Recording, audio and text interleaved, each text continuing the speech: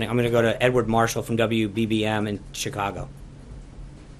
Actually, it's Derrick Blakley at WBBM TV in Chicago. But thank Okay, you. I have we're a two for question, two. and if at all possible, a follow-up as well. Chicago receives about $12 million a year in law enforcement assistance from the federal government.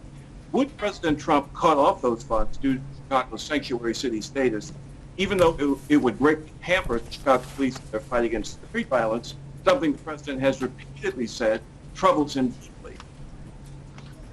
Yeah, I think that it's interesting. You talk about street violence, and then we cut off the funding for sanctuary cities. I think it would be interesting to want to send more money to a city that is allowing people to come into the country who are breaking the law, who in many cases are committing crimes, member of gangs, and so you can't be a sanctuary city and at the same time seem to pretend or express concern about law enforcement or ask for more money when probably a number of the funds that you're using in the first place are going to law enforcement to handle the situation that you've created for yourself.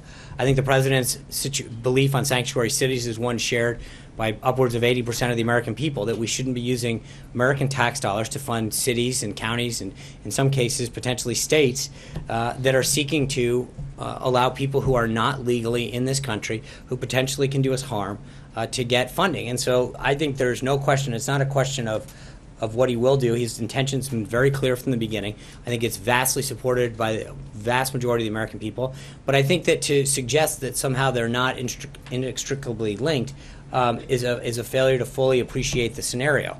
Well, if I may follow up quickly. Does that mean the president is more concerned with deporting illegal immigrants than he is with putting shooters and killers in jail?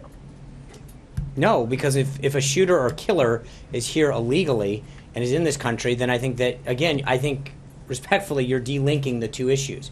If you have people who are in this country illegally that are part of a gang, that are part of, that are committing a threat to public safety or committing a crime, then funding that activity and allowing that to fester is in itself a problem. And so by not rooting that out in the first place is allowing the problem to continue and not exactly showing an attempt to solve it in the first place.